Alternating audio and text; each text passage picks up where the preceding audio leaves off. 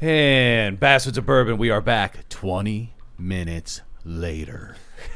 You're not supposed to say that. Well, we're wearing the same clothes. We were supposed to trade shirts. Yeah. No one wants to see our nipples. Yeah, we already talked about how long they were on the last podcast.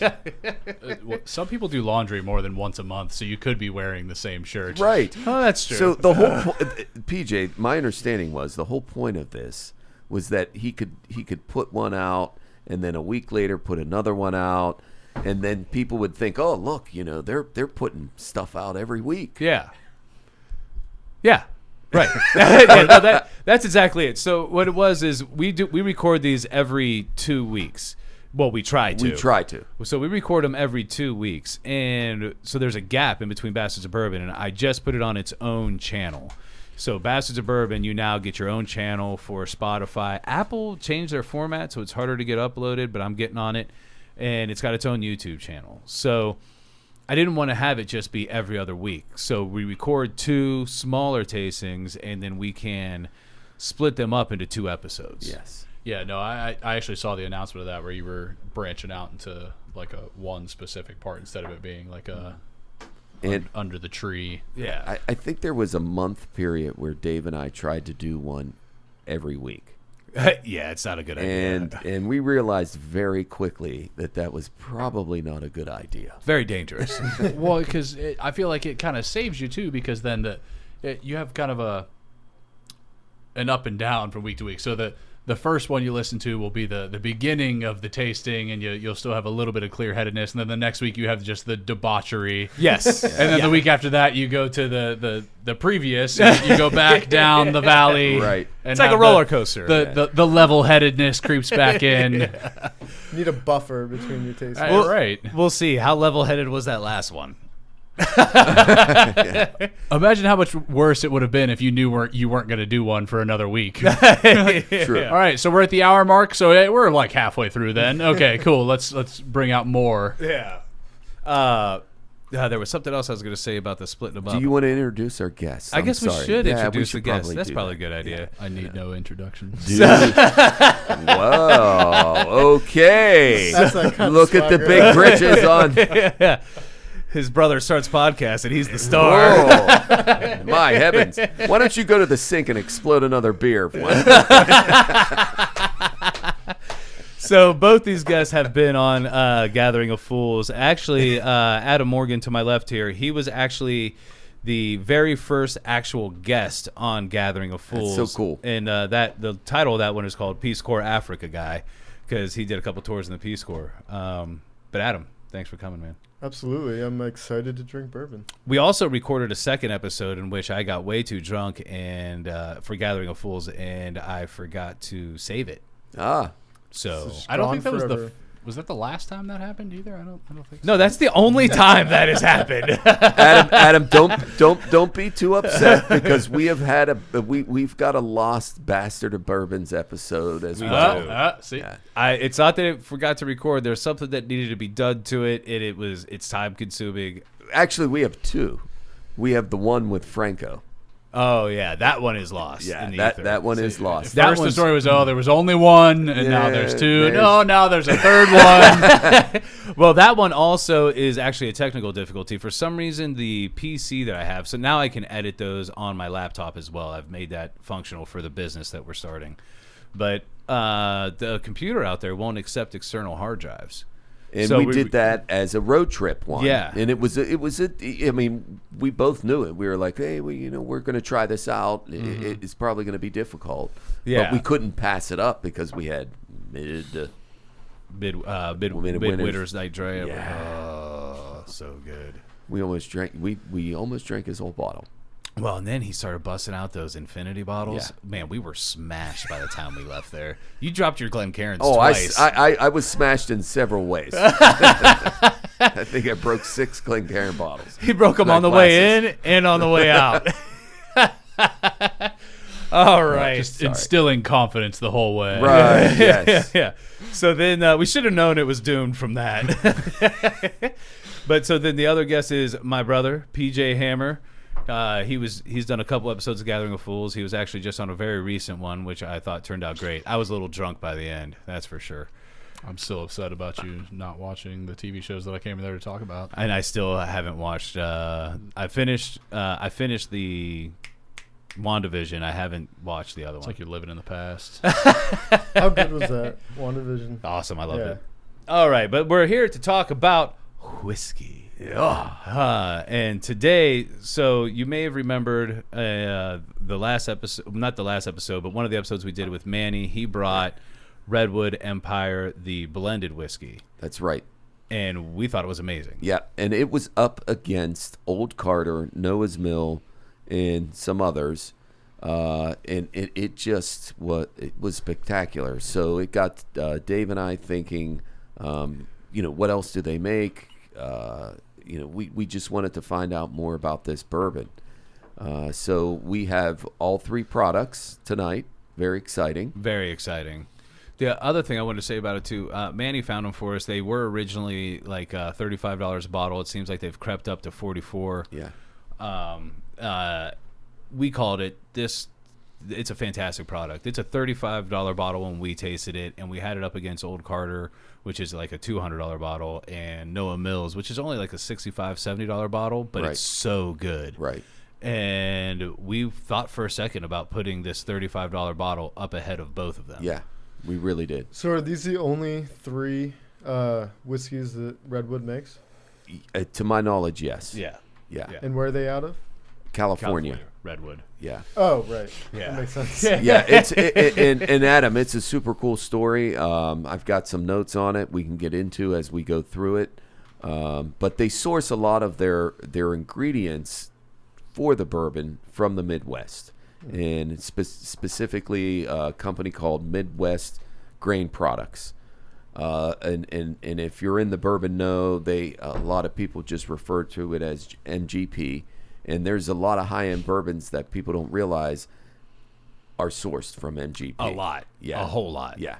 A whole lot of really good bourbon. Where everybody thinks everything comes out of Kentucky, but this company's out of Indiana. Yeah. But they get a lot of their product out of Kentucky. It's just it comes out of Indiana. We should also talk about what we're starting with, because we always do. Young Jacob actually brought on this, what is it? Lucky 7.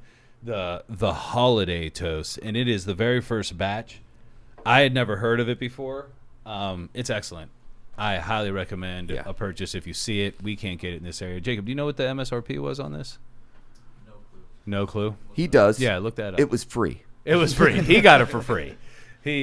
Somebody was nice enough to gift him a bottle. Olivia's dad gifted him the bottle. 115 proof, so it classifies as a big boy bourbon. You would never know it. No, you would never know it.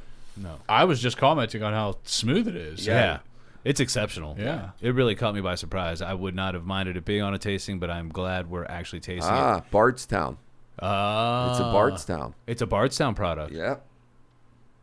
Like, is it from their distillery? Yep. Oh, shit. Well, it's Lucky brand or Lucky 7 Spirits out of Bardstown, which makes me think it could be a Heaven Hill product.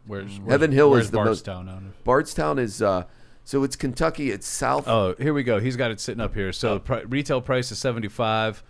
Lucky 7 Spirits was co-founded by Michael LaHilla and John Pals. Thank you for that much easier name. College friends who share a passion for bourbon and cinema, which sets the perfect stage for Lucky 7 Spirits. I wonder if they're playing off Lucky number 11 or whatever it was. That's the movie they went with. Yeah. You sure about that one? Yeah. So Lucky 7, the holiday toast, is a limited release double oaked Kentucky straight bourbon that's been finished in heavily toasted new American oak barrels. This bourbon is bottled at 115 proof and has a retail price of $75. It's fantastic. Yeah, I get that toast for sure. And I want that. What is it? It's funny. It's an old you school see in Captain there where America it says suit. I want that. it says orange creamsicle. I totally get that. Creamsicle. Yeah. I can see that. I wouldn't have picked it out myself to say it. Right. But once you say that, I can see You're that. like, oh, yeah. Yeah. Yeah. So, all right. So we are going to start today with the Redwood Empire Bourbon, which, have you had it, Steve? I have not. I've had 2 of the 3. This is the one I haven't had. It's called Pipe Dream. All right. So we got the Pipe Dream Redwood Empire Bourbon Whiskey. It is coming. They're all 90 proof. And then we have the Redwood Empire Rye. Steve, what did you say the rye percentage was on this? 95%. That's pretty serious. Yeah. And it is called Emerald Giant. And then we have the Lost Monarch, which is a blend of the previous 2. Okay. But I'll go over, as we taste each one, I'll give you the exact mash bill. Awesome. And again, super excited for this tasting because that blended the Last Monarch. Is that what it's called? Lost Monarch. Lost Monarch. Phenomenal. Yeah. Blew our socks this, off. yeah, this was the one we had that was up against the big boys, and we thought it held its own for sure. Yeah.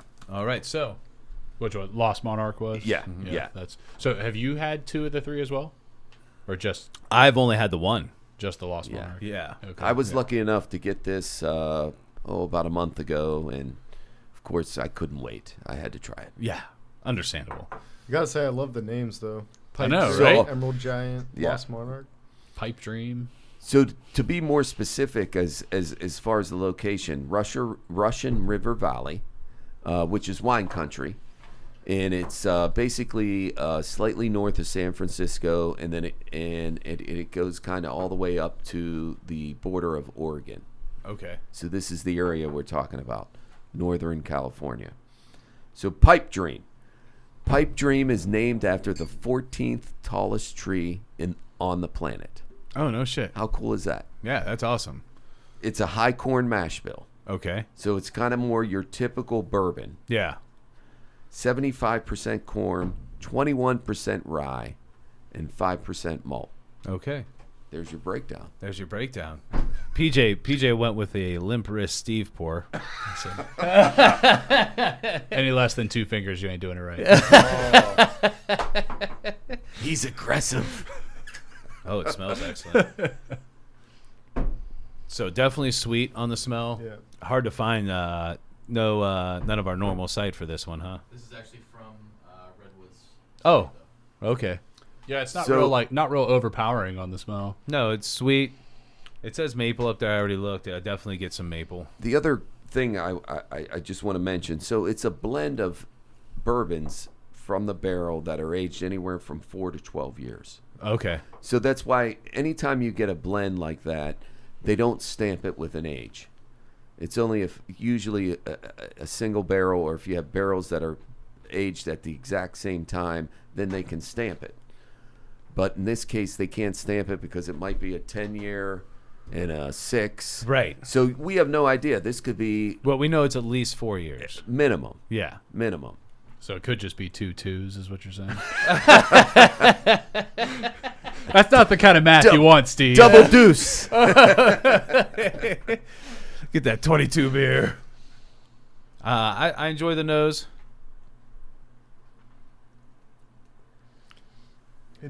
When I take it in, it hits my tongue, and like the flavor kind of explodes, spreads through the rest of the mouth. It's just sweet.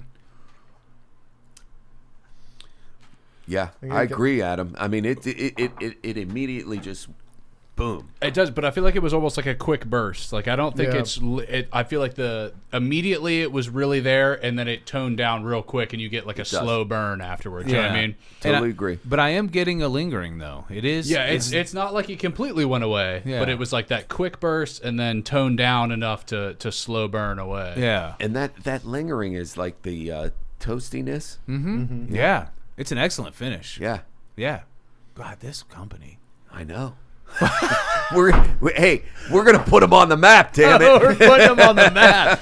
We are strong supporters so far of Redwood Empire. Next week, sponsored by I Redwood wish. Empire. Send us all of it. I mean, I'm starting to feel like it went from 37 to 44 because of our first podcast. Man, it's excellent. I from my memory, I don't know if it's as good as the blended, but it's excellent. I would still pay $44 for this all day long. Yeah. Sweet, vanilla. I definitely got the maple on the nose. I think I get a little bit more vanilla on the palate. What else does it say up here, though? It says rich and deep, complex with roasted pecan, vanilla, lingering char, and woody notes. Yeah, I definitely got the pecan. I get some of that toasted. Yeah, the toastedness is. You got pecan? Yeah. Yeah, nice. Man, it's good. I'm gonna put. I like that the lingering and the finish. It isn't too overpowering with the burn. Like you said, you get that burst. Yeah. Then it kind of works its way back, from the front to the back on your tongue, and by the time it's in the back of your mouth, it's just a good smooth. Yeah. Finish. It doesn't burn on the back end. Mm-mm. No. We should also mention, just for clarification's sake, too, that we did do another tasting before this. I know we already said it, but we've been drinking whiskey for an hour now before this. But you bring up a good point, Adam, and I feel like we say this from time to time.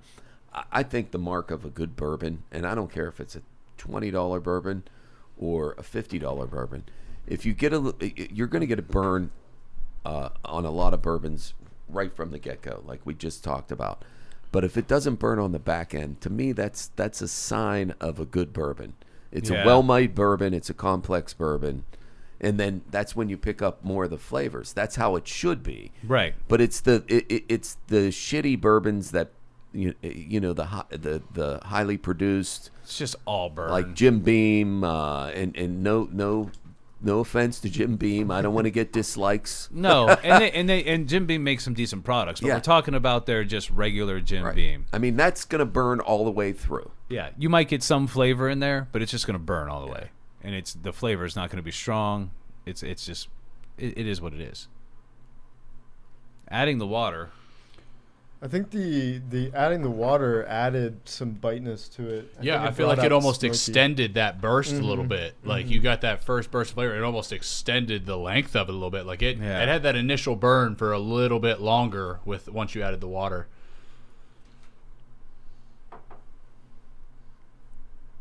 So on the smell when I added the water, I got a little bit more sweetness. I will say taste-wise, I think I like it better without the water. I agree.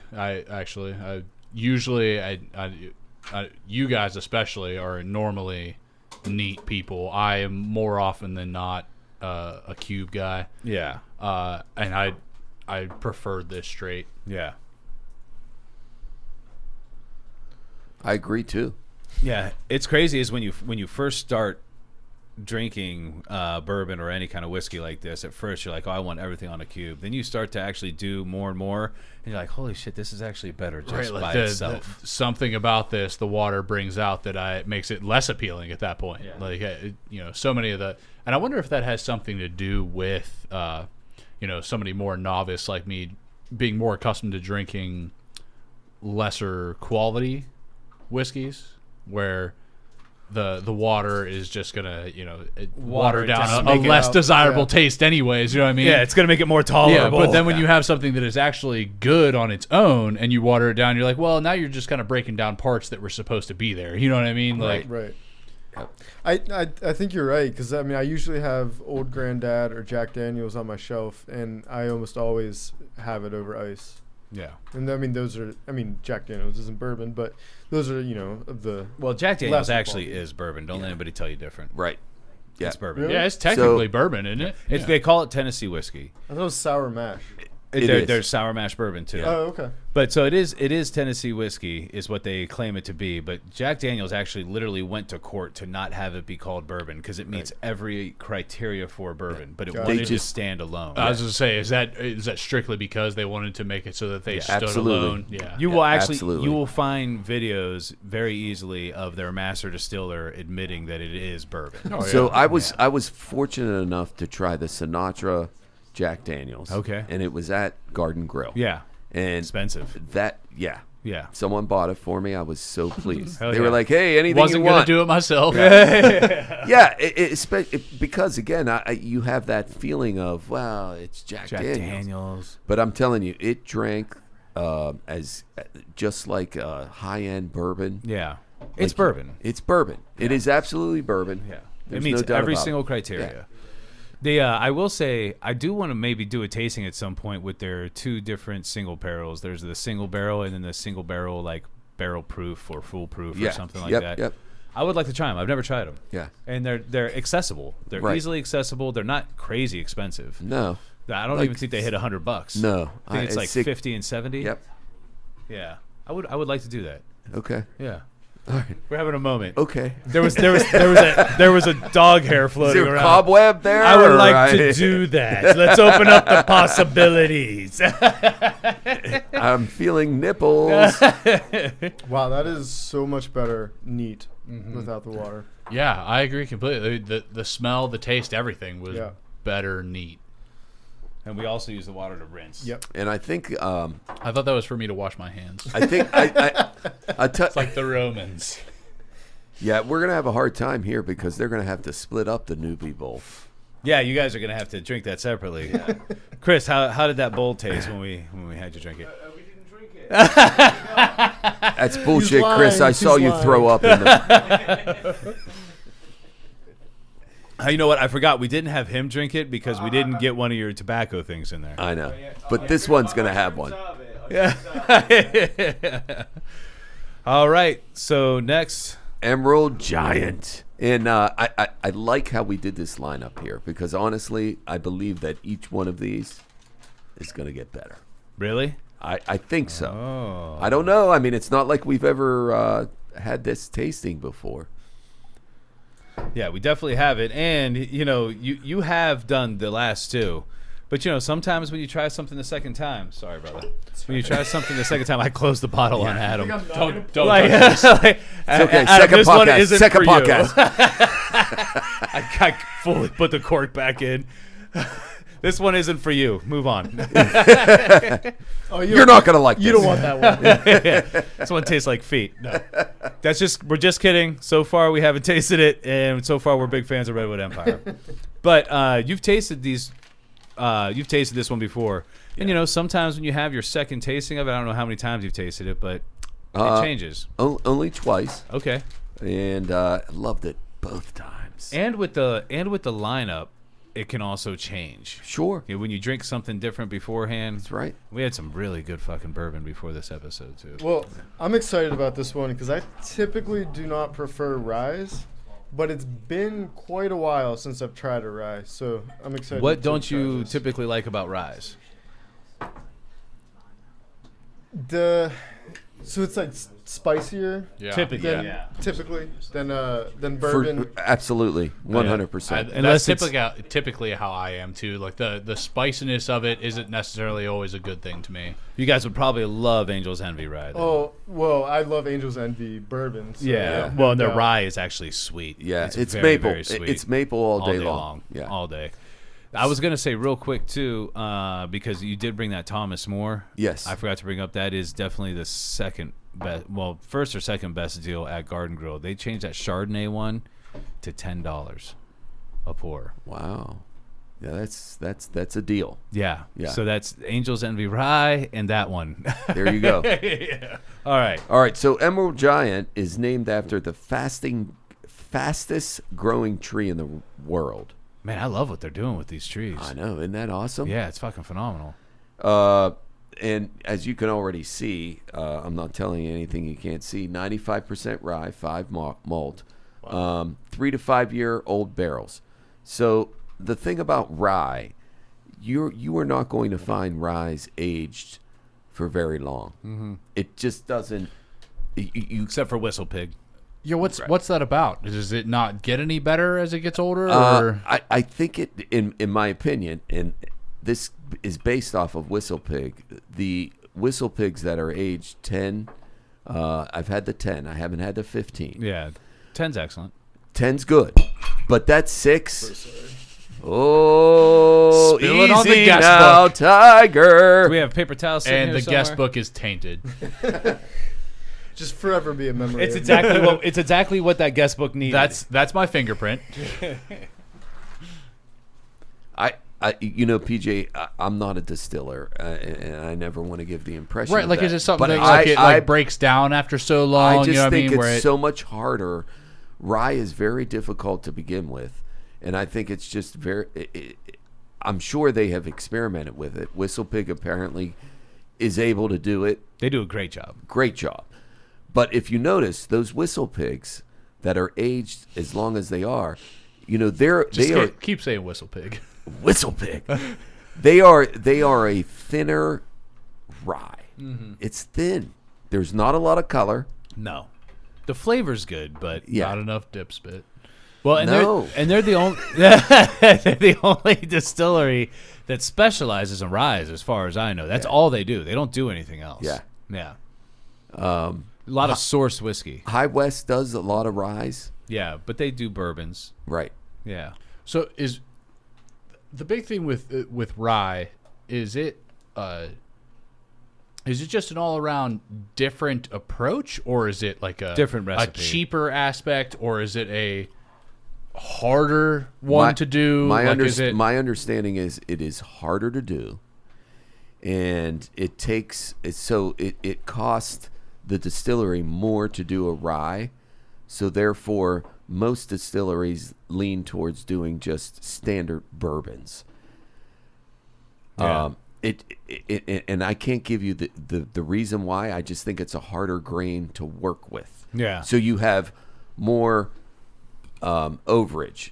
In other words, you have more. You have to get rid of more. You have more disposal of product that you would when you make a bourbon, because the rye is just more finicky of a grain to deal with. The biggest reason I only really wondered about that was because you see like the low middle class bourbons where you see like a rye and a regular. I feel like you don't really see a huge price difference in them. You know what I mean? No. I didn't know if there was much of a difference with, like I said, if it was either cheaper to use rye, or if it was just harder to do, or like why it wasn't like, there's just a whole huge amount of rye whiskeys and a whole huge amount of bourbon whiskeys. Like it, because I feel like they are a little bit of an outlier. You know what I mean? Like They are. But I think we're going to start seeing more. People are loving ryes, man. Yeah. We're going to start seeing more. I do want to. So like even on like Bullet. You're right. The Bullet Rye and Bullet Regular, they're the same price. Yeah. Right. Yeah. They're not different in price. You know what I mean? So like what is the real? So I think with Bullet, the Bullet is a lower end rye mash bill. So it's easier for them to put that product out. So like not using as much rye, so Exactly. it makes it easier for them, so they don't have to as much overture, what you were saying. Yeah. Okay. But Bullet Rye, funny you bring that up. I think for the price is a really good rye. Yeah. I really like it, and it makes a great old fashioned because the spiciness. What do you say? From the bathroom, my brother said, "Fantastic old fashioned."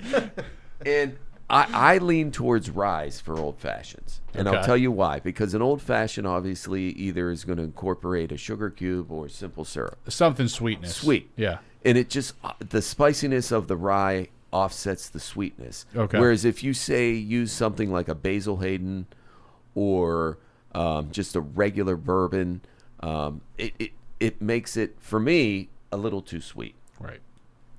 Which I've actually, we were just talking about that a couple minutes ago. I've actually never had an old fashioned. I would like to try one. I think that'd be cool. Yeah. They're like the quintessential fancy ass drink. Like you just, it's something like, like sugar cube. you feel like if you're gonna Yes. drink it, you're gonna feel like $1 million. Yes. Like Yes, I can't disagree with that.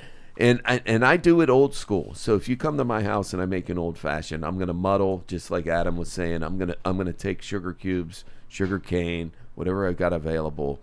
The other key ingredient to an awesome old fashioned is you have to have the Luxardo cherries. So the Luxardo cherries are the deep, dark black cherries. So most bars you go into, they're probably going to put a maraschino in there, and that's just disgraceful. In fact, if they give me one, I will throw it right back in their face. It's not just disgraceful; it's wrong. how dare you? What is wrong with you? But I feel like that's part of the process of it. Like that's what feels so so right about it. Yes. Like you did, literally like. I've like envisioned myself like the first time I drink an actual old fashioned. Like I feel like I should be like wearing a 3-piece suit, and I watch this bartender. We drink them in our underwear. fucking slave over this drink. Like there's a process to it. Like there is. Do not dare just mix my ingredients. Like I need you to muddle that. There needs to be proper nomenclature for you to make this drink. You can make them good with simple syrup, but you still absolutely. The biggest secret to an old fashioned is follow the recipe and then figure out how much sugar and how much bitters you like. Right. That's it. It's different for everyone. And I'm sure it's like that, yeah. Where it's going to be even like somebody making their own coffee. Well, I have to make my wife's coffee because only I can make it the way she wants it. Like you know what I'm saying? Like there's little things like that where like I want mine just that littlest bit. It's all the same ingredients, right? But just the littlest bit more and less of certain things. Yeah, and that make it exactly how you want it. People will ask me all the time like what I put in my old fashions. I'm like, listen, it's a big secret. Yeah. I actually measure and follow the recipe. Yeah. I actually put 2 ounces of whiskey, 1/4 to 1/2 ounce of simple syrup, or 1 sugar cube. Right. And then I do 5 to 6 shots of bitters, and some people like more though. So like if Jeff comes to wherever I'm bartending at, I put like 8 shots of bitters in there. He likes how bitters. He likes it. Yeah. So anyway, we should get to this. I wanted to say before I actually tasted this, this is the Redwood Empire Emerald Giant, the rye whiskey. Before I actually taste, I want to say from the smell, I'm getting very much a wild turkey, rare breed rye, barrel proof feel from this. Like I'm getting some honey, I'm getting some sweetness. I feel like it might be a comparable, but I haven't tasted it yet. Okay. So spicy. Yeah, I got pepper immediately. Yeah, so did but I. it smoothed out. It was more of like a cinnamon. And that's type what I was gonna finish. say is I got spicy in all the right places. Yes. Like it was a good spicy. Right, because I'm not a person that's huge on the spicy anyways, but it spiced just enough. Like it worked in well and petered off nicely. This is excellent. Yeah. The pepperiness is what comes through the most. The spiciness, or the spiciness, I always like to call it pepperiness, but the spiciness comes through the most. Yeah. The honey is not as prevalent in this as it is in the wild turkey, but it is there. Right. And it gives it a silky smoothness too. Good mouthfeel. Silky. Yeah, good mouthfeel. Yeah. Great mouthfeel. I get some citrus on the nose, but I don't get it too much when it's in my Orange in peel. the mouth. Orange peel. So I've heard in the mouth and petered in a matter of a minute. I'm starting to get concerned about where we're going here. You're concerned about it? You're normally the one that instigates these things. You know, I like to be on the other side every now and then. Just call it out. It's fun for you. Yes, it is. How many drops of water do you do? So I just do like 4. Yeah, 4 or 5. Yeah. What's the measurement of a skosh? So is a skosh 3 drops? PJ referencing the last episode. I will say this. It's phenomenal. And I know. I mean, I hate to say and just keep it as simple as delicious. Yeah. But it really is. This is such a drinkable rye. So rye sometimes can be very difficult to drink neat. Yeah. Because they're unless you really like them, which I do, and you do too. Yes. To drink rye neat is tough. Yeah. But to drink them in an old fashioned, or on a cube, it's fine. But this is a super drinkable rye. Well, and the other thing I want to say about this real quick, PJ, I'm sorry, is what I'm starting to get from Redwood Empire, from Redwood Empire is they may not be. You're not British, Dave. They may not be as complex as some other products, but their flavors are there and they're delicious. I also had to burp in the middle of that. I'm falling apart over here. He's a little meaty. But I mean, am I wrong in that? Like, they're really not maybe as complex as others, but they are delicious. Yes. They're just so good. And it's like the core notes are really there. They're really really sound. there. Yeah. Like honestly, with the Emerald Giant, I feel like it's not to start comparing things already, but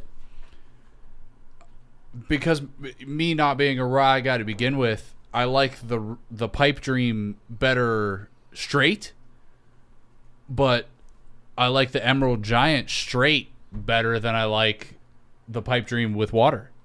You know what I mean? I would agree with that. It's getting like This is so sub levels of Right. ranking. It might be. You put water in it? Yeah, I put some water in it, and it smoothed it Yeah, out. absolutely. The mouthfeel even got better. Yep. I will say the second drink that I took of the Emerald Giant, I'm not even sure it's not that complex. There's a lot going on in there. It's excellent. I think I would definitely drink this on the rocks. Get it a little colder with some water mixed in there. Even the on the nose, by adding water, it really mellows it out and brings out the sweetness. And that's the thing. I feel like that's the thing that brings out the best out of a rye. If a rye has some sweetness to it initially, because all ryes are going to be spicy, with the exception of, at least in my experience, Angel's Envy. Yeah. Angel's Envy is sweet from It's the time just it hits sweet. your palate until it ends. I was very disappointed the first time I tried it because it was just sweet the whole way through, and I wanted a rye. Which is why I lean towards, I actually really like the regular Angel's Envy. Yes. Better than the rye. Yeah. And the rye is $100. $100. And Angel's Envy you get for 50. I was going to say $40, $50 somewhere in that window. Honestly, the regular Angel's Envy is what made me dive deeper into bourbon and like just getting something better than old Granddad or. Did you know that it's finished in wine barrels, port wine I barrels? did. Yeah. I did. And Those wine finishes. And such a cool bottle too. Oh yeah, with the wings on the back. Yeah, They and it's they flat. in Don't down do mouth sound effects into the microphone. It's So good. in downtown Louisville, Adam, they have Angel's Envy actually has a tasting store, bar, whatever, and it is super cool. And you go in there, and then it's kind of part distillery, but it's not their main. So they do actually do some barreling, I think, there, Yeah. but it's more for a tour purpose. Yeah. But they have actually some other products you can try that they don't have on the shelves, which is what's cool about it. And it's just like stuff that's aged not as long. Yeah. And then they have like a white version. It's cool. I would love to get my hands on their cash strength. Yeah. Would love that. Yeah, I brought a bottle of Angel's Envy to my sister's wedding. Yeah. And it was at a winery up outside of Erie. I'm pretty sure it was like a full bar, like liquor, but me, my brother, and my sister's good friend Matt just crushed this bottle of Angel's Envy in the night and completely hammered. It's also a good, if you can find it often enough, it's also a good daily drinker too, because it comes in at 86 proof. Yeah. Yeah. So honestly, back to the Emerald Giant, I feel like the water really brought out more of the sweetness. I agree. Like I totally agree. it really intensified the sweetness of it. It made it like that, like you said, like that. This is something that I would want to drink with a rock in, like And it really bring out that sweetness of it to balance the smokiness and the spiciness of it. Well, and not to sound like a chef or a mixologist or whatever, but when you add that water, man, that sweetness comes out more, and then when that pepperiness hits, it almost cuts it perfectly. Mm-hmm. You know what I mean? It's that sweet and spicy the Chinese have known forever. The Chinese. Sweet and spicy will always go. We could not go one podcast without something out of line. Yeah. Szechuan chicken. Oh, man. Listen, that's not a stereotype. That's a fucking like they know what's going on. Sweet and spicy go together. Yeah. Their flavors are just insane in general. Right. Like they know what's happening. I love Chinese food. It's a problem. All right. So I'll eat Chinese food every day. Every day. That was every good. damn day. I was impressed by that rye. All as day. someone who just said doesn't typically prefer ryes, that was quite tasty. Yeah, it's a good rye. It is a good. I would like to try it in an old fashioned. I haven't done that yet. Hey Brian, on the table in there, like it's all the way Oh, against the Carl. wall. Carl. It's all the way against this wall. You have to walk around a bookcase. On that that end, there's a Wild Turkey bottle, rare breed rye. You know, you really confuse people on the podcast when you start talking to people that aren't actually in.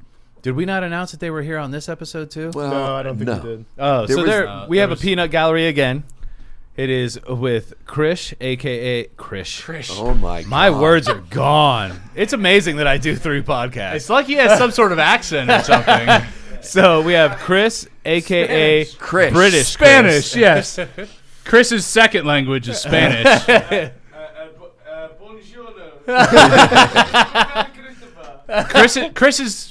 Chris's second language is Spanish. So we have Chris, a.k.a. British Chris, again in the peanut gallery now instead of on the episode, and Brian is also in the peanut gallery. All right. Next whiskey. Okay.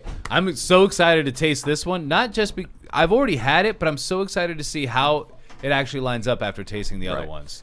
Okay. So Lost Monarch.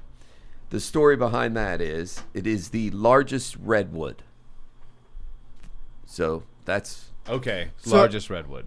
Have any of you seen the redwoods? I have. I have. Was the largest redwood in episode 6? Had to have been. Yes. Endor, definitely. Was it on? I believe was it it on was. Endor? I believe it was. There's I no mean, way it It's was. got to be good then. I'm actually lost. So Star Wars. Episode 6. Get the, God, he is.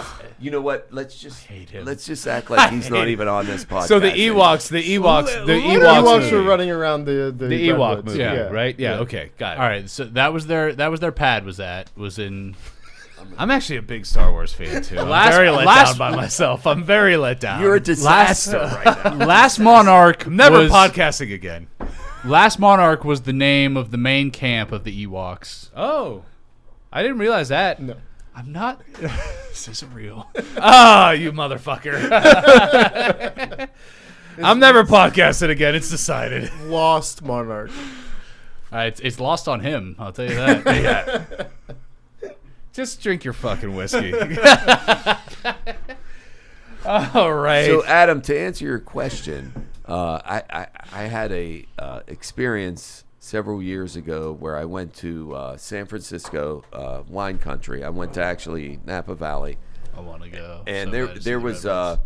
a super cool winery where they had a picnic area, and it was I'm not involved in this one. inside the redwoods. No, I just poured it for you. I apologize This for is my not. previous We're comment. we're not running a Let's freaking. redact that. It's the Hammer Brothers that are fucking up cohesively. I have I mean, whiskey. I'm Don't gonna- anyone worry. I'm going to take care of you. Anyhow, Just make this the Steve and Adam show. Let's go. right. So we had like this awesome meat and cheese tray, and we're sitting in this picnic area, and there were redwoods all around us. And what was amazing about it is how quiet it was, because these trees are so fucking massive. It absorbs all the sound Yeah. around you. It was amazing. So I haven't seen him since I was young. For those that don't know, me and PJ were actually born in California. And I can't remember, either you were too young or you weren't born yet, but I went and saw the redwoods. As far as I mean, I was only like 2.5, not quite 3 years old when we moved. Still from had there. a ponytail though. I probably. it was only a rat tail, but Good enough. new onset. But no, I don't believe that I ever went to them. I would know the sound of Endor if I heard it. Yeah, I went to San Francisco a couple years ago and hiked for like an hour or two in Muir Woods. Absolutely beautiful. So It's Muir Woods. Yeah. John Muir. If you see, I these are saw it on the back of the bottle. yeah. So these are his paintings. Oh, no On, shit. Awesome. Yes, on each one of these. I'm so glad you brought that up because I wanted to bring that up. So these are his paintings of the trees. That's what they put on the labels. That's really cool. How cool is that? That's fucking awesome. So they're all works of art at the same time. Absolutely. So we keep talking about the Redwoods, and it always makes you think of, especially with us talking about, has anybody ever actually been to the Redwoods, and the show Parks and Rec, they actually come to the one episode and they're walking through the redwood forest, and what's her name, Nope, is going through this forest that she's going to be like park director of and stuff like that, and they're like, oh, this is great, and then the husband is like, oh, wait, right here, we're in the woods of Endor. This is it. That's awesome. It's just like mid-thought, mid-conversation, like, no, hold on, this is something important. We're in the woods of Endor. This is it right here. I will tell you, I love it. It was an amazing sight. Like, it sounds ridiculous, but the trees are so fucking big. Oh, it's Like, just, I want to see that. Like, it's insane. They're like skyscrapers, Yes. but they're trees. Yes. And again, I go back to what I said before. They're so big, they absorb all the sound. Yeah. So it's like you get an eerie silence when you're in amongst them. yeah, that's It's wild. So what I'm Amazing. hearing is, for the studio, we need redwood bark sound panels. Yeah. Or listen, I have a camper. That should be the next transport, the next on location Bastards of Bourbon Redwood Empire whiskeys in the redwood Redwoods forest. There you go. Listen, We got to get it in before they kick us out. I'm telling you, I got a camper and they're sponsored us. But Like, yeah, we're good. California is closed. People are leaving there in droves. Anyway, we should get back to the actual Yeah, whiskey. so- We're not staying. So on this Lost Monarch, interesting enough, and you can see it up there. So it's 60% of this, of the rye. of the rye, So it's 60% of the rye, 40% of that. 40% of the bourbon. Yeah. 60-40. That's So- actually really cool, especially because we loved it so much the first Right. time we tried it. And I don't know if you've already had your first taste, I but I haven't. had mine. I just smelled it. Oh my God. So What- right off the bat with the nose, I'm getting more of the nose that I got with the rye with the water added in. So it's not too Weirdly, not on too the spicy. nose, I'm getting like, let me double check it. But on the nose, I honestly felt like, oh no. Originally, I thought I was getting a little bit of like a peatiness from Scotch, but I'm not. It's actually sweet. Yeah, that's what I was gonna say. Honestly, it's pretty sweet on the nose, Yeah. but man, to the taste, it comes at you. Yeah. It does. It's got a big, quick burn. But I feel like I get the more of the pepperiness from the rye at the end versus the first two where it was more of agree. a That's quick good. burst. The pepperiness, which isn't as intense, is longer lasting.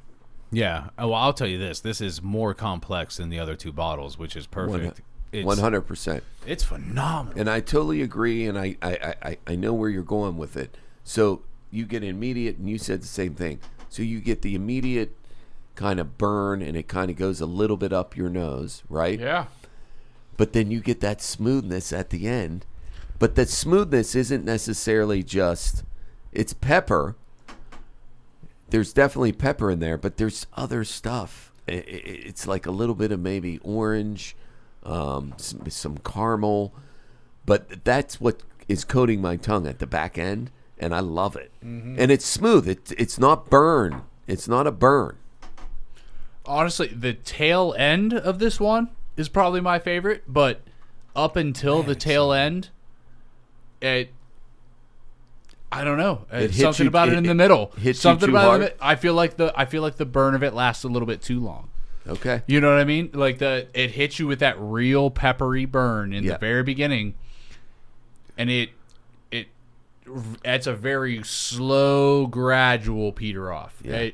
At the very end, like you said, it does tail off, and you get those other notes, but I feel like the pepperiness does last a lot longer in this one. I think it's perfect. It doesn't, and you're right. It does. It like that immediate burst you get doesn't last. For me, it doesn't last long. That initial burst of like bird. But I, of course, because I'm weird. I like that bird. I like it. It's perfect. I definitely don't like the mouthfeel as much as the. It's not as thick and velvety even as the first two. Honestly, like I feel like this is a very thin mouthfeel. It doesn't have enough viscosity for you. Yeah, this is a thin liquid to me. I'm gonna be honest. I actually really like the mouthfeel too. Really? I do too. Yeah. I was expecting more based on how good the first two mouthfeels Right. were. I thought the third one was going to be the best one. Yeah. I actually think it does have the best honestly, mouthfeel. are we going to have another split decision here? Well, it sure sounds like it. Yeah. I think it has the best mouthfeel. I just enjoy this one, and I'm not saying it because we already had this. And we already put it on a pedestal. I drank too much. But to me, this is the perfect marriage of these two. Yes. Yeah. I love it. I think it's the one Perfect. I need the Monarch. Oh, PJ acted like he didn't like it, but he needs more. I drank too much before the water, so now I feel like the water. If I add water to it now, it'll overcompensate. It's a good point. Oh. Brings out some toastedness with the water. I just think these guys got it going on. They know what they're fucking going on. And honestly, all three of them I have liked. Did it bring out more toastedness for you? Oh. Immediately. It was the first thing I smelled. Was toast. Hey, nice buttered piece of toast. Yeah. God, give me some breakfast. Where are my bacon and eggs? Oh, it's so good. Ooh, see now, like the rye with this one, I love it with the water. I think it smooths it out. I'll tell you what, that does a lot for the mouthfeel too. Yeah, it added to the mouthfeel for sure. No, I agree 100% that it made the mouthfeel better. The water did. Holy Before crap. the water, I was with Adam. I don't think it had a very substantial mouthfeel. I thought it didn't peter out for you. No, this one lingered. This one lingered. It stayed for the whole show. I couldn't help it. You're just loving Peter. No. What's interesting is I think with the rye, the water didn't change the mouthfeel too much, but with the blends, the water really ups the mouthfeel. Yes, I agree. Yeah. I agree completely. It's a really good point. It's a really good point. To me, it was just so perfect beforehand, and I add water, and it gets better. Got better. What it the got fuck Honestly, are we better. talking this about? is another one like the previous one. I like this one so much better with water. I would drink this neat with water. 3 drops of water. I like this one Isn't a lot it better. interesting, though, what the difference makes on some, just like you brought up? Yeah. Whereas, like, if we're going to order it at a bar and you order it neat, you're not going to say, bring me a dropper. I need to put 5 drops in this. Which actually maybe bars should have. I know. We could be on to something here. We could be on to something. I know where we'll test it at. I do, too. Oh, hey, Bastards of Bourbon taking a whole new step. Yeah. They've already asked for it. Yep. Hey, by the way, we have a dropper that you can have for $5 extra. Yeah. $5 extra. We're going to add water for $5. Use as much as you want. As much as you want for $5. It's a deal. Stay out of the bathroom. Get away from those sinks. You could walk 20 feet away and put it in yourself, but we we're have going to charge you droppers. $5 right here. It's raining, so you lock the doors. It's raining, so you lock the doors. Oh my God. Listen, this Redwood Empire tasting has not disappointed, man. Nope. Holy crap! And I knew it wouldn't. You did too. I figured it wouldn't. That Lost Monarch was way too good for the rest of them to disappoint. Like, I would have been so disappointed. Yeah. I'd have been like, "Are you kidding me? You made such a great product, and these other two are shit." Yeah. But honestly, when you told me before the podcast that Lost Monarch was a blend of the other two, and I was like, "Fuck, there's no way these other ones aren't good." Yeah. Phenomenal, man. Honestly, the price point is right. Honestly, the ranking system has been hard between the three. Like, especially when you add the water aspect into it. So it's 1A, 1B, 2A, 2B, 2B, 2A, 2C, or 3A, 3C. Yeah. It does. Just all kinds of numbers. Lots of letters. Numbers. Don't you hate on me. Because I don't know my numbers and my letters. William Shakespeare wrote about that. He did. So what Billy Shakespeare. I'm sorry. Billy. It's always Billy to me. Always Billy. Now I actually forget what I was going to say. I don't know. This is fantastic. How much are the bottles again? So anywhere from what we can understand is between 35 and 45. Yep. Oh, wow. That's great value. Great I value. think so too, Adam. I think so too. Honestly, that's an awesome thing about these bourbons is they are accessible. Like, they are price-wise, we can't really find them that much in Ohio yet. I'm sure in California they're everywhere. Yeah, I was going to ask. Yeah. Where So Ohio is not exactly the bourbon belt. Yeah, it should be. So they're very accessible in Cleveland. Okay. Yes. And we were talking off air, and I was explaining that certain liquor stores can get certain bourbons, and it depends on who is running that liquor store. Who's right? running your sales? The way it used to work, I don't know if it's still that way, but the way it used to work is a certain percentage of your sales had to be bourbon sales in order for you to get certain bourbons. Yeah. Yeah, and if the person who is dictating that and ordering that, they can contact the distilleries directly and say, I have a market for this. Yeah. We need this product. We have a guy that did that. Yeah.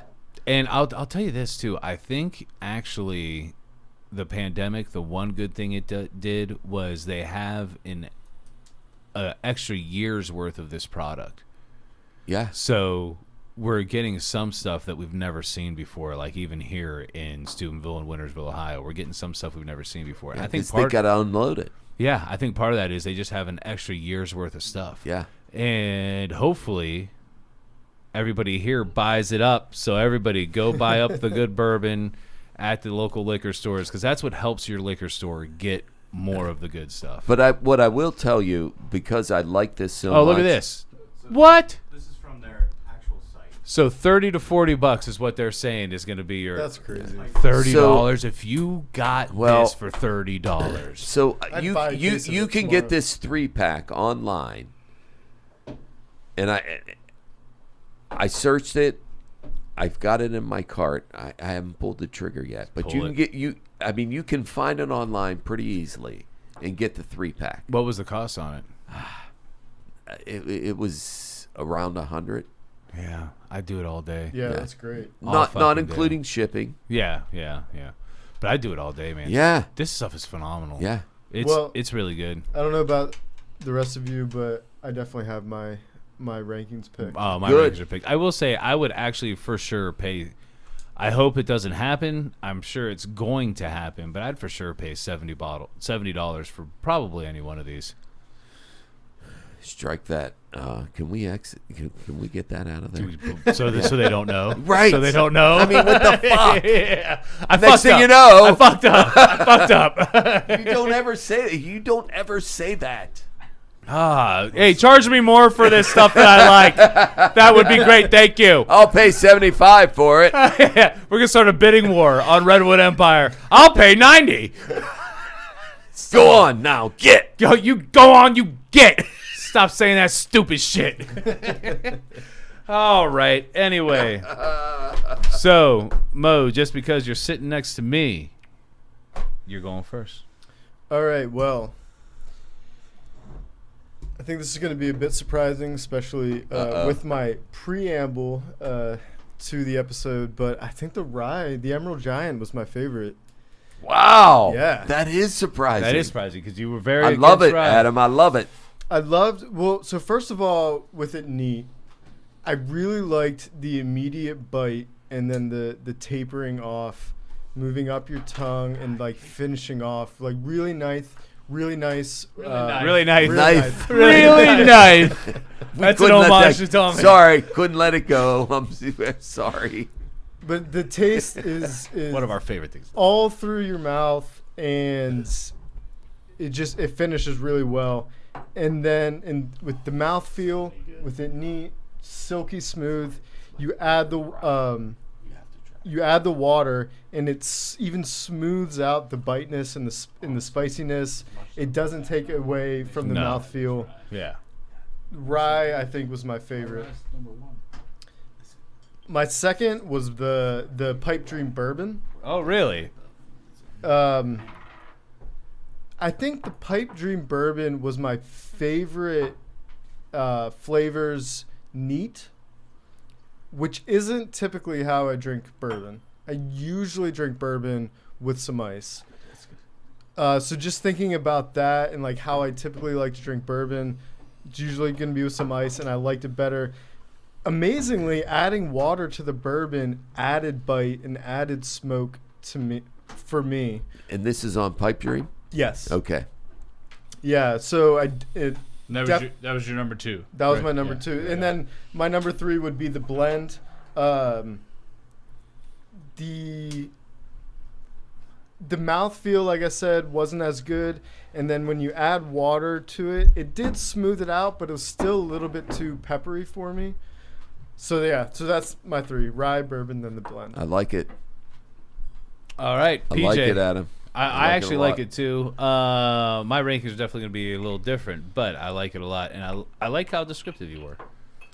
Honestly, I'm in the same line with Adam. I really went, and surprising to you, you guys, I'm sure, between Emerald Giant and Pipe Dream to be number 1 and 2. Those were my 2 for sure go-tos. That was. So which one? Which is your number? Hold on, real quick. I do want to say that's fantastic though, because the 2 products that we've had less, maybe, or it wasn't the one we raved about on a podcast previously. We raved about Redwood Empire. They are now raving about their other products. Right. So that's awesome. Go ahead. Yeah, honestly, the first one. He's trying to make up for his mistakes earlier, but go ahead. The first one was Pipe Dream, and honestly, it was really good. Like I said before, that I preferred that one straight, for sure. It had the very smoothish finish with the slow burn at the back end. I liked that. So wait, Pipe Dream was your number 1? No. So I was kind of going down. So Emerald Giant was definitely. I think that just barely. And I'm not a rye person for sure. Yeah. The spiciness is not usually my number 1, but and I love it. I love it because neither one of you guys are rye guys, but you picked it as number 1. It literally both told us beforehand that ryes weren't normally their thing. Right. Yeah. So with Emerald Giant, it just barely edged out. 1 had that just right amount of spice. Just the right amount. I don't even like fucking Big Red Gum.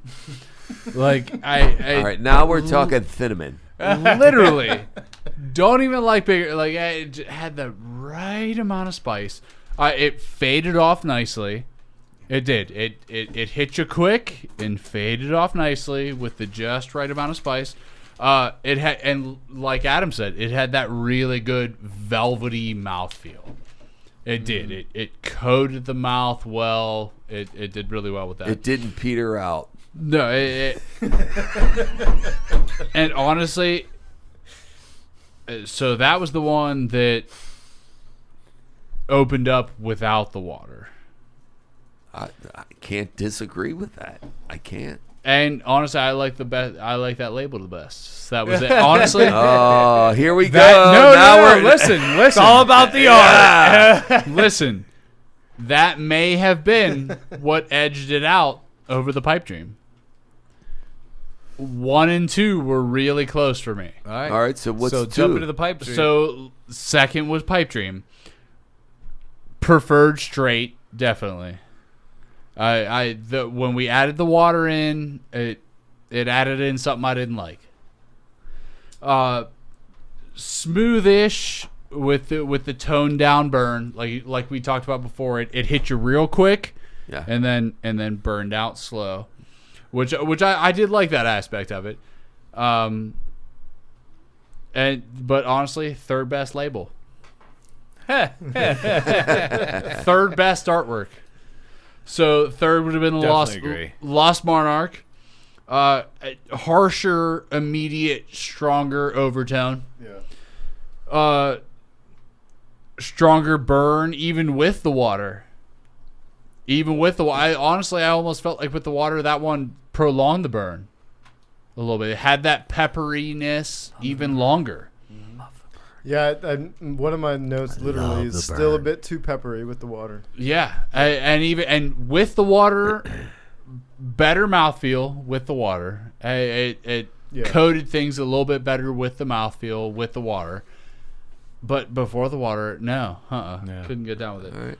All right. Second best label. All right. So your number 3 Was Monarch. It was. Oh, you already read it? Sorry. Yeah, I got lost. First was Emerald Giant.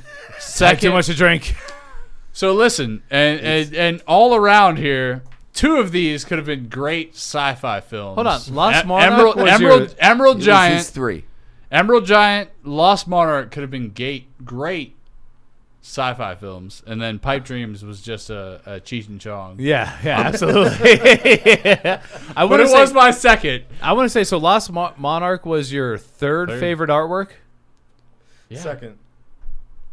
You said the Lost Monarch was your second favorite. Right? No. Lost Monarch was second. Okay. I was going to say.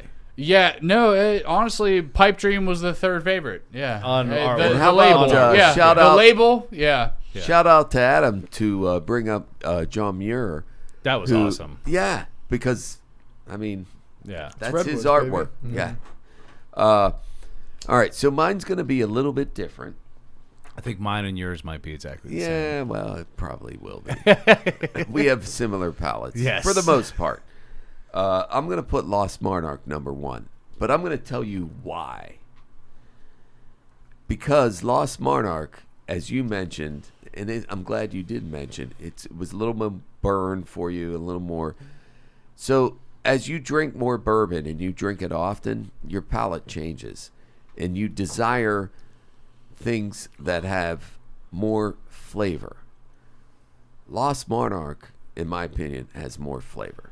And I understand that. Yeah. Like, literally, the more I drink IPAs, like, I was always a brown ale, stout kind of person, but the more and more I drink IPAs, I want the most ridiculous IPA that I can drink. Like, I want the one with, like, 18 different hops. Yeah. And that's how And there's like 20 scoops of each. Yeah. Like I want that. Like, and that's kind of how we are with bourbon now, because Yeah. we've had so many of them And it makes over sense. the course of a year. It does. It makes So sense. so when you come back and try this in 6 months, if you've had, as you drink more bourbon, your profile might change, and you might be like, oh my God, This is crazy. and who knows but the bottom line is all 3 of these bourbons are super good, Super. Oh yeah. especially for the price. Oh, for the price but for me, especially. But for me, the Lakewood, Jesus Christ. What that has nothing to do with anything. It doesn't. it most definitely doesn't. I took Redwood and I combined it. With Lake somehow? I don't know. So Lost Monarch. Yeah, so anyhow. Lost Lake. Lost Monarch, it combines the 2 previous and it makes it into a beautiful marriage. Yeah. And I love it. It does everything for me. It gives you good mouthfeel. There's a certain amount of spiciness to it, and then it lingers. And I love it. But it's a spicy linger, but it's a good spicy linger. So that's why it's my number 1. Number 2 for me is Emerald Giant. I think it's a phenomenal rye. If I had to put it in, I actually would put it in my top 5 ryes. Yeah. And there's a lot of good ones out there. There's a ton, and we've had them. Yeah. And I put it in there. And I think the reason is because it just is so complex. Like, there's depth to this rye. Yeah. It's I think not there just, was at first, but there is. Yeah. It's is. not just the rye that you have and it's just spicy and that's it. No, you get pecan and toastiness and all kinds of other great stuff out of it. Yeah. So that's why it's my number 2. Obviously, Pipe Dreams 3. Love it. I mean, I don't hate it. No. But it's going to be 3 in this. 1C. Yeah. Very good finish. The thing I really kind of like about it is it's got this honey, almost maple, lingering aftertaste to it. That I like. Honestly, it was almost how I felt with it. Like when we were tasting that one for the first one, I was like, man, how could this get much better than right. this? Like it was literally, we tasted that first time, and I was like, this is really good. You like, thought you thought off the bat, this is the number one. Right, like off the rip, I was like, this is definitely going to be the best one. Yeah. It did. It had that immediate It does. taste, mouthfeel, everything. That immediately it grabs you. Yep. And It does. And the only go ahead. Go ahead. No. The only thing I was going to say is it was a very just barely that Emerald Giant edged out against it. And I feel like on my list. Yeah, I feel like it's a just barely on all of them. Yeah. But the only thing I want to finish with before I give it to you, and I know you've been dying. Dying over there, is that these bourbons are unbelievable for the price point. Unbelievable. Like, I mean, and they're going to keep getting better. They're new. I would put these up against most of our tastings where we've done, and we're talking $100, $200 bourbons. Yeah, I mean they're that good. They are, and that's it. And we're gonna do that too now, because now that we've had their whole fucking array, like there's no way we can't compare it to some of the other ones. And honestly, like even me as a novice, like you guys have sent me like, oh yeah, I just try this one. This one's really good. Like you especially, Dave. Like you have sent me like, all right, hey, try this one. This one's stupid good. It's super expensive. Blah blah blah. All this, and then you've also given me the because you try everything at that point. Like this one, like this nominal price range. But try this great one, and this compares spectacularly. It does. And to the crazy price range, like and not even price range, but rarity. Right, and I don't want to put words in your mouth, but this is what we love about doing this. It's my favorite. Finding this kind of stuff, right? Yeah. I feel like bourbons is a crazy thing like that, where you will find a crazy bourbon that is in the middle class, low to middle class price range, where it's $40 to $70 for a fifth. Yep. And it'll be phenomenal all of a sudden. Yeah, real quick, Steve, I'd like you to finish your thought, or did he finish it for you? He finished it.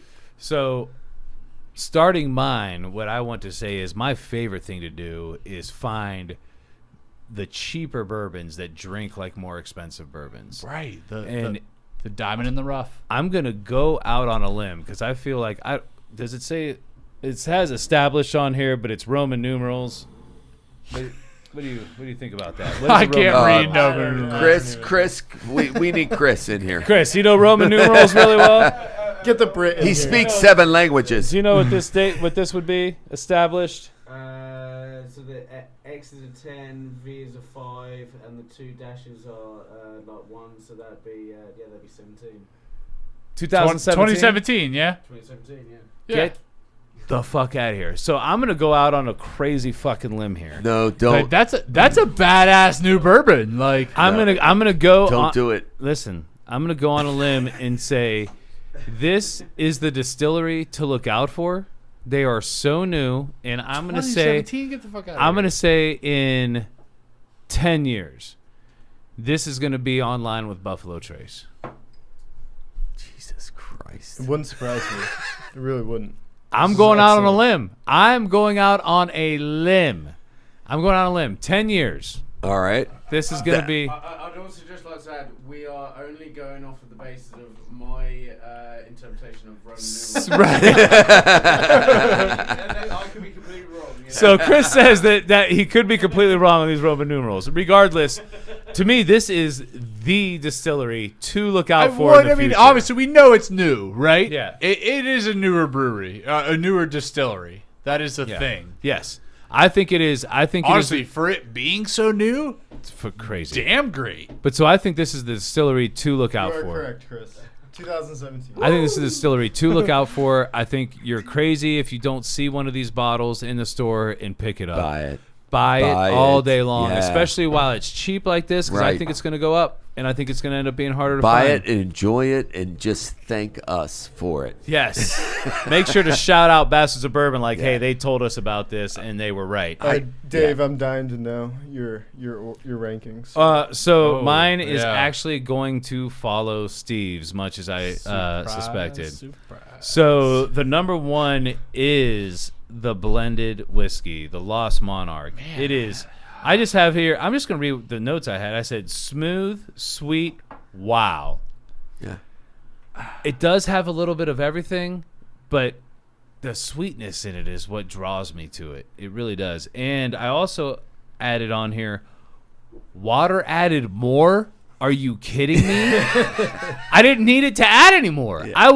I thought it was perfect beforehand. But it did. but it did. Like, drink this neat, drink this on a block, add a couple of drops of water, do whatever you want with it. It's the gift that keeps on giving, baby. No matter what you do, it's fucking fantastic. No doubt. It is so good. Yeah. To me, it was the clear-cut number one. It really wasn't even close for me. So then my number two was the rye, the Emerald Giant. I got honey on the nose, I got pepper on the finish, and I honestly what I have here is honey, pepper, beautiful. Yeah. I loved it. It's so good. At first, I didn't think it was really that complex, and as I kept drinking, I'm like, actually, it's way more complex than I was giving it credit for. Yeah. It's a fantastic rye. I agree with you. It's definitely in my top 5. It might be in my top 3. Yeah. It's that's a tough run. I would have to compare it to some of the ryes. Well, I'll tell you what. Your brother and I are having the. That's what I'm having now too. Yeah. I'm gonna bring it up. Yeah. Okay. All right. So, the wild good. Turkey. Yeah, it was. Hold on. Good. I'm gonna get there. So honey, pepper, beautiful. And again, when I added the water, it like ended up complexing it a little bit. It brought out the sweetness just enough for the pepper to cut it even better. Yeah. Like a better mixture. The water again added to this one, and it was already great without the water. Yeah. So again, wow. Like, what are you guys doing here? You're fucking chemists. Got scientists working at Redwood Empire. So my number 3 is the Pipe Dream Bourbon. Might be my favorite name. Not my favorite out of this lineup, but sweet, good taste, sweet, good, toasty finish. And the water to me didn't really add as much. I wasn't really as happy with it. Yeah. Actually, one thing I did want to go back to on the blend, they didn't like the mouthfeel as much. I thought it was the best mouthfeel. I thought it was. Which one? The blend, I thought it was the best mouthfeel. This one here. Oh, Monarch. Yeah, I loved the mouthfeel on it. I thought it was wonderful. Yeah. I think that Lost Monarch hits like every box. It checks every box. It checks every box I want on a whiskey. Better with water for sure. The mouthfeel. It was better with water, period. But even on its own, it just checks every box that I want. Honestly, I am not a rye person, but man, that rye. Emerald Giant. Ed took it for me. So now I want to throw out because I just poured another glass. Yeah, but so now you poured a decent glass too. But so I want to throw out there. I told you. I want to throw out. I want to throw out there. 2-finger PJ. We did 3 of us. I don't know if you did too, but 3 of us tried the Wild Turkey Rare Breed Barrel Proof Rye on top of this.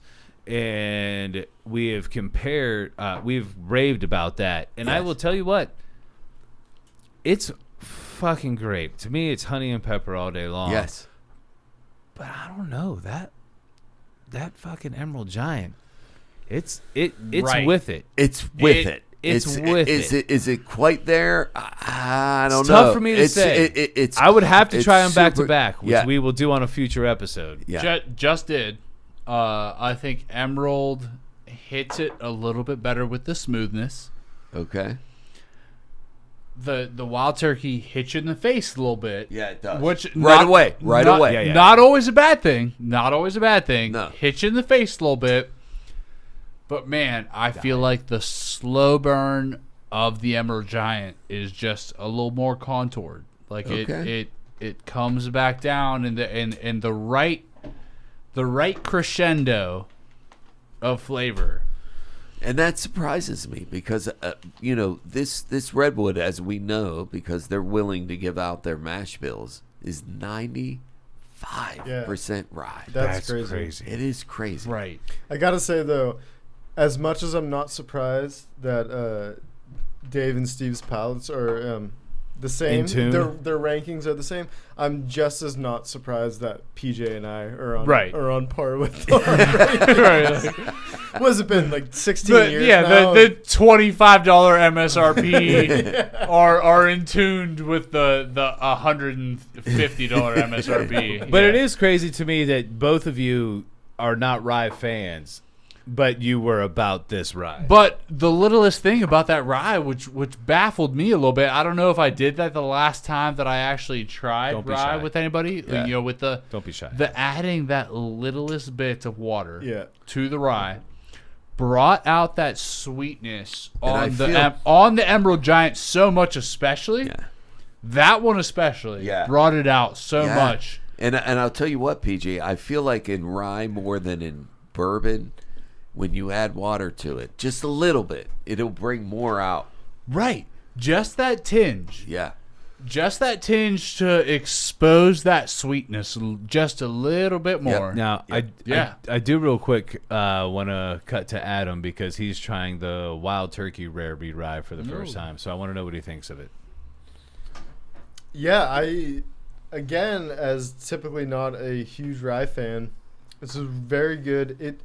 It kind of went in reverse motion for me from the Emerald Giant. Like, not the quick burst. Feel the biteness in the back of the mouth, but not as intense at any point. Yeah. That's a good description. That's a really tough choice between the two, between the Emerald Giant and this rare Because breed. they are different. Yeah. They for are. Sure. But what's amazing about Wild Turkey, what surprised me so much about this product, just to go on a little Wild Turkey binge, tangent, if I will. Tangent would be better. Yeah, tangent makes more sense. So I went to Wild Turkey. I did the tour. I did their tasting. So I do their tasting, and I'm a little bit like why am I even here, sort of thing. Because if you were like me in college, your experience of Wild Turkey was not a good one. No. Absolutely. Yeah. I agree with you there. And Not you're the slightest. And you're in Kentucky. You're a big bourbon fan. You want to hit the less Right. well known. I don't want to go to fucking Wild Turkey. Yeah. Wild Turkey was on sale when I was on college. Right. I mean, it's reasonably priced bourbon. It will fuck you up.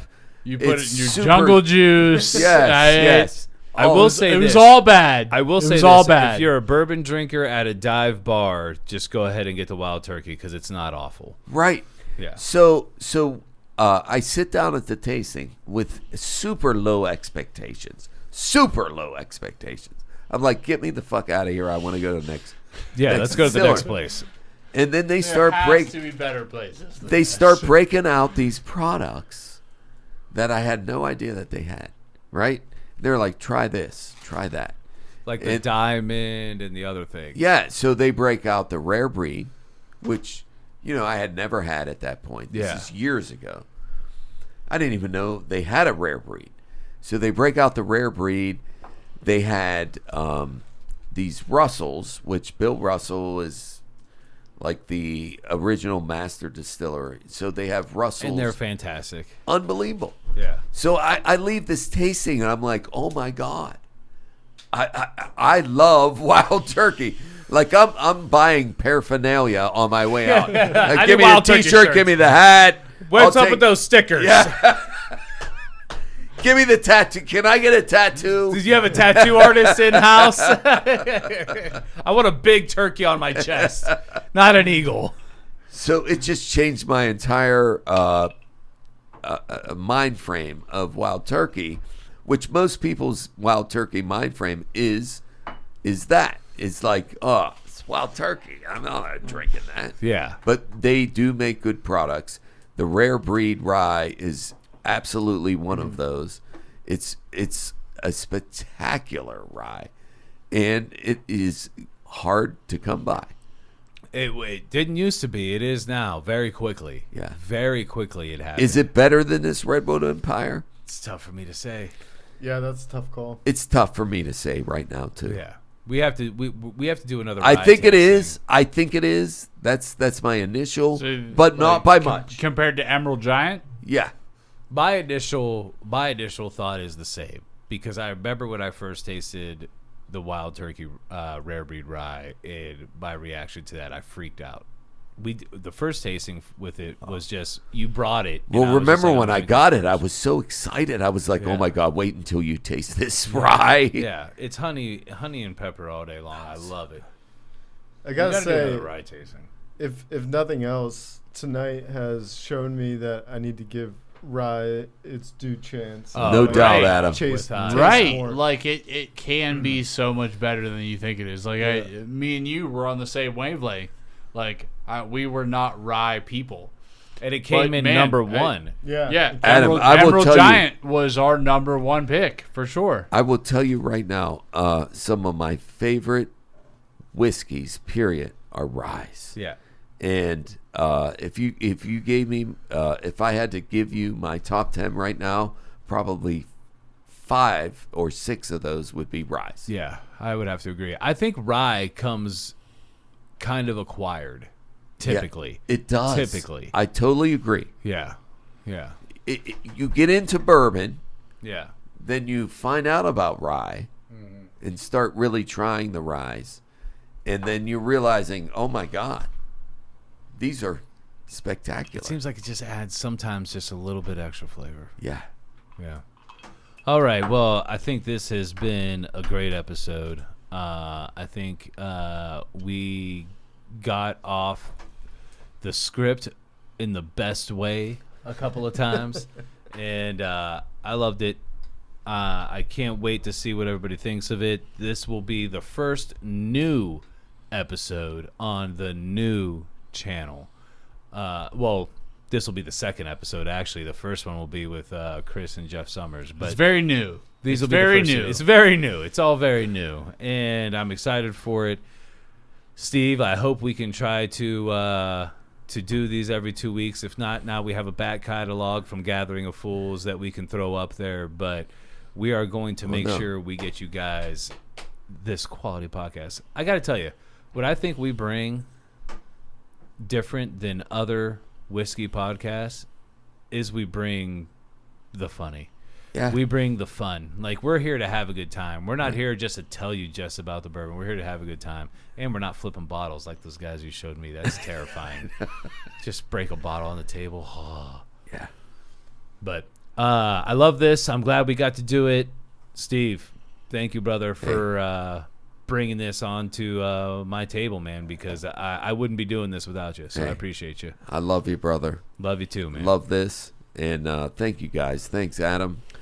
Thanks, PJ. You guys were great. You guys were awesome. To do it. Yeah, awesome. Always glad to do it. They were ready. They were ready. Oh yeah. And I'll tell you what I love too is that they drank on the sidelines, and so they came in at like the same level as us. Yes. Yes. I think that's what we should do for all the recordings. Like, hey, if you're gonna be in the next episode, you still have to come and sit in the peanut gallery for the first episode. And you guys definitely have to be on again. Oh yeah, without a doubt. And I want you as a tandem. Oh yeah, absolutely. Yeah. Anytime. Be happy to come back. Mo, don't get to see you enough. Glad you came in. Glad you were willing to jump right on here. It's awesome. Yeah. PJ. Maybe we do a PA bourbon one. Oh, Hey, there we go. You can help us pick those up. It's not a bad idea. Yeah. I would like to do it. Yeah, and we'll if you pick up some good PA bourbons, we'll throw money in on it for sure. I spend a lot of time in fine wine and spirits looking at bourbon. So yeah, you find some good PA ones, we'll throw in money on it for sure. We get to keep those bottles, but they stay here. PJ, always love doing these with you. Honestly, with this podcast, I actually want to talk to you about you doing some more podcasts in general, maybe even your own. You're just good on the mic, man. He is good on the mic. I enjoy it, and he likes to talk. No. It's not my least favorite thing. Well, what's crazy, if you knew him just in general public, like just like hanging out with a group of people, he might not necessarily be the most talkative guy. See, this is the only way I know him. So I like to talk. If I don't like you, I'm not going to talk to you. Like at all. And maybe I'll stare at you. And wonder why you're there. You can just keep talking, and I'll just keep looking at you. Well, I'll tell you what. So it's kind of a cool little side story. And I don't know how long ago this was. And I brought it up earlier about the PJ going in the sink and the beer exploding. But, it really endears me to your heart, PJ, because Dave said that you wanted to do a podcast. Yeah. Just in general. A gathering of fools. Yeah. He was like, PJ specifically asked for you to be on it. I'm like, really? Like, why? Like, why does he want me? Because we were doing a beer tasting, and he was like, I want Steve to be in on this. So I've never forgot that. I mean, really, that meant a lot to me. You do. Steve, even without this, he's a cool ass dude. Even without being on the Bastards of Bourbon, you may not know that. No, I don't. I don't know that. He's cool without the microphone. And these things do happen. Maybe this is just me and like knowing Dave and PJ for as long as I have, but when Dave started with the whole podcast thing, the idea of PJ and Dave being on, Dave having PJ on his podcast, my initial thought was, well, they sound exactly the same, so there's no way you're going to be able to differentiate. Right. Steve, we need you to break things up. That's what we're saying. What I was going to say was I've listened to The Gathering of Fools with PJU on it, and like I can very easily distinguish between the two of you, but that just might be like me knowing you two. Well, it's actually weird. Once when people talk to us and they tell us that they get so close, when I listen to us on the podcast, I'm like, oh no, it's clearly distinctive. Yeah. But when we do have a conversation together, I'm like, yeah, we sound exactly alike. But on the podcast, I was like, no, it's actually clearly distinctive. I think it's similar with my brother, with Will. Like, yeah. In day to day, we sound very much alike. But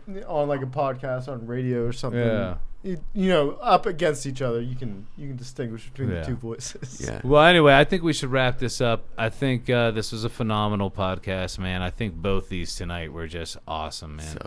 So much fun. I'm excited that we have two fucking podcasts. Two. I will say the one negative is I wanted to change the battery, but the charger told me the other battery wasn't ready. I didn't. So we're not going to have full video for the entire episode on this one. Fuck. I'm pissed. I'm really pissed about it. But we'll make it work, and we will know better for future. I think I have two chargers. I think one of the chargers is bad. So I got to figure out which one is bad, and then we won't fuck with it anymore. Well, I listen on Spotify anyway, so. Yeah, well, I think a lot of times most of the podcasts are listened to on audio format, so. But we'll see what happens. Anyway, I love this. It was awesome. Steve? Hey. Anything from you? Nope.